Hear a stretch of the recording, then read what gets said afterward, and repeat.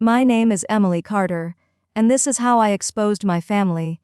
Not with violence, not with anger, but with truth. I grew up in a small, middle-class home on the quiet side of town. To outsiders, we looked like the perfect family: Sunday dinners, family photos, polite smiles. But behind closed doors there were cracks. Deep ones.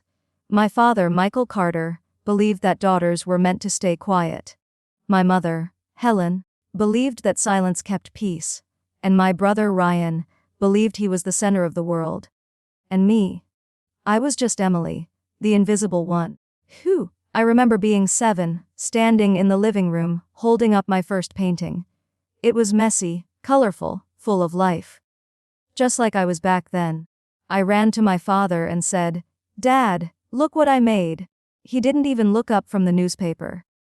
He just said, "Art won't pay bills, Emily." My mother smiled weakly and whispered, "Don't bother him, sweetheart." That's when I learned. My voice didn't matter in that house, but I kept dreaming anyway.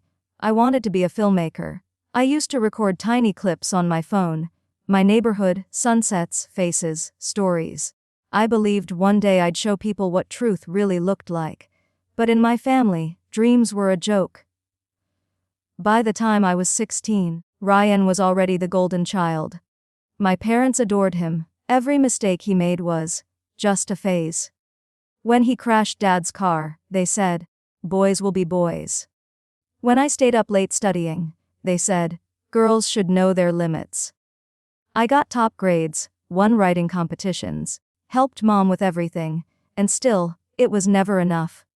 Once at dinner, I said I wanted to apply to a film school. My father laughed. "Film school? You want to waste your life chasing fairy tales? You're not made for that world, Emily." My brother smirked. "You'd probably end up making wedding videos." They laughed. I didn't. That night, I stared at my ceiling and decided something one day. They'll remember my name, not as their daughter, but as the truth they tried to hide. When I turned 18, I got a partial scholarship to a local university for media studies. I was terrified to tell my father. But I did. He tore the letter in half right in front of me. My mother just stood there. And my brother. He took a picture and posted it on his Snapchat with the caption, "Dreamer got rejected again." That was the night I packed my bag. No money, no plan, just rage. I left a note, "One day, you'll see me. And you'll wish you had listened." Then I left. Those first months were hell. I slept on a friend's couch, worked at a cafe during the day, and studied editing tutorials at night. There were days when I didn't eat properly. Nights when I cried so hard I couldn't breathe. But every time I wanted to give up, I remembered their faces, laughing at me, and that pain kept me alive. After a year, I got a small job as a junior video editor at a digital studio. It wasn't much, but it was enough to stand on my own feet. I worked longer hours than anyone else. And slowly, I started to grow. People noticed my work, my storytelling. They said my videos felt real, because they were. Every frame carried pieces of my pain. One day, my boss called me into his office.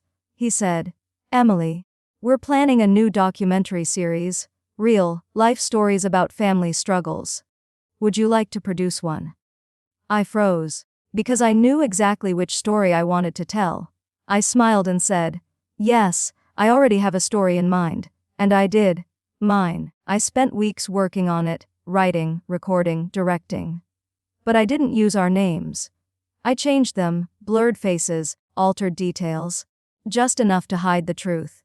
Or maybe, to reveal it. It was called The Family That Silenced Her. When it was released, it exploded online. Millions of views in days. People cried, commented, shared. They said, "This girl's pain feels real." And it was. The story showed a father who killed his daughter's dreams, a mother who stayed silent, and a brother who mocked her pain. I didn't need to say my name. My family knew. The night it aired, my phone rang nonstop.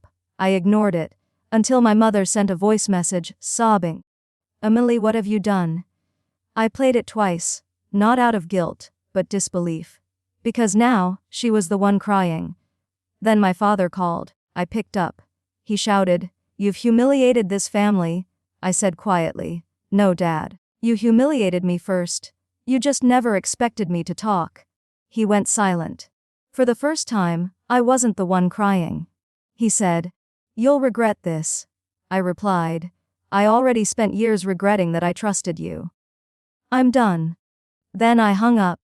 The days after that were chaotic. Reporters came to their door, neighbors whispered, relatives called. They tried to deny everything.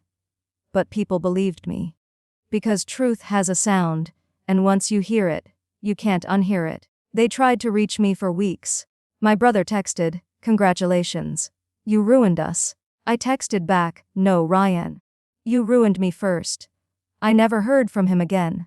2 years later, I'm sitting in a small studio, editing my next film. It's called Silence Isn't Love. And this time my name is right there. Directed by Emily Carter. I live alone now. My apartment isn't fancy, but it's mine. My peace is mine. My name is mine.